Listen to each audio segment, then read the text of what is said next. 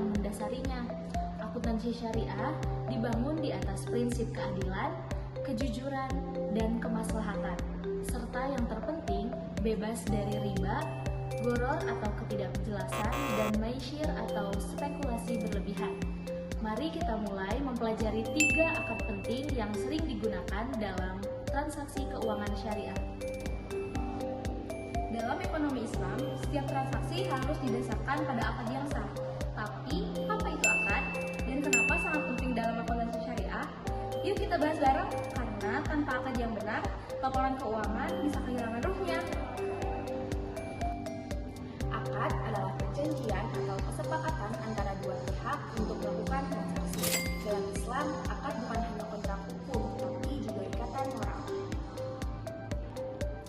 Jenis-jenis akad dalam akuntansi syariah. Pertama ada akad tabarru, terdiri atas 3, yaitu pemberian harta secara sukarela.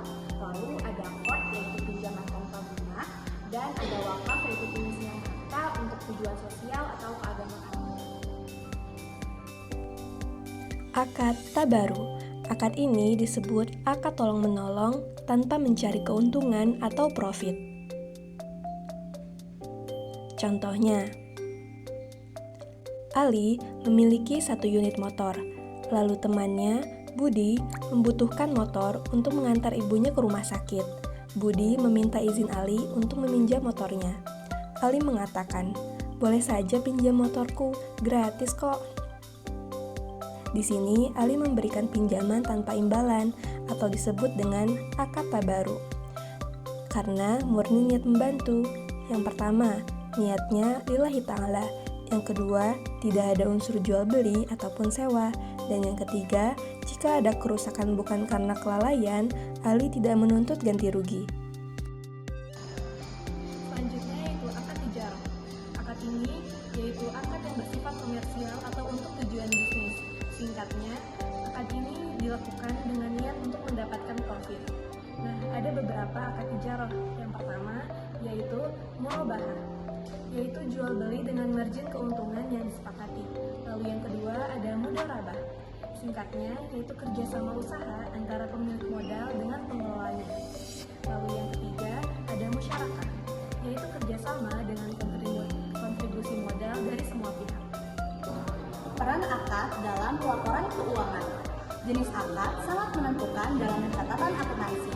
PSAK Syariah di Indonesia sendiri mengatur pelaporan berdasarkan akad, bukan hanya berdasarkan transaksi konvensional. Contohnya, akad musyarakah diakui sebagai ekuitas ataupun liabilitas. Kemudian ada akad murabahah yang diakui sebagai piutang dan pendapatan margin. Kemudian ada akad mudharabah yang diakui sebagai investasi dan hasil usahanya dicatat saat realisasi. Kemudian ada akad qard yang tidak diakui sebagai aset yang menghasilkan. Ada pula akad hibah yang diakui sebagai pendapatan atau aset. Dan terakhir ada akad wakaf yang diakui sebagai aset tetap. Tanpa memahami akad, akuntan bisa salah klasifikasi, baik aset, pendapatan, ataupun kewajiban. Selain itu, akad juga menentukan perlakuan dalam audit syariah dan pengawasan DPS. Tantangan dalam implementasi akad di akuntansi syariah. Pertama, tidak semua akuntan memahami akad dengan benar. Kedua, kompleksitas akad gabungan atau hybrid contract. Ketiga, belum semua software akuntansi syariah bisa menyesuaikan struktur akad. Dan yang terakhir, perlu sinergi antara akuntan, DPS, dan ulama. Pentingnya akad dalam menjaga keberkahan laporan. Yang pertama, akad bukan sekadar aturan teknis, tapi bagian dari niat dan integritas. Yang kedua, laporan keuangan syariah harus mencerminkan transaksi yang halal, sah, dan jujur. Yang ketiga, akad menjaga keadilan antara pihak-pihak, menjauhkan dari riba, gharar, dan penipuan. Akad adalah fondasi utama dalam transaksi syariah, dan dalam dunia akuntansi, ia adalah kunci agar laporan keuangan tidak hanya benar secara teknis, tapi juga sah secara syariah. Jadi, yuk kenali akad, pahami jenisnya, dan catat dengan jujur. Kalau kamu calon akuntan syariah, jangan cuma paham debit kredit, pahami malah keberkahan dimulai.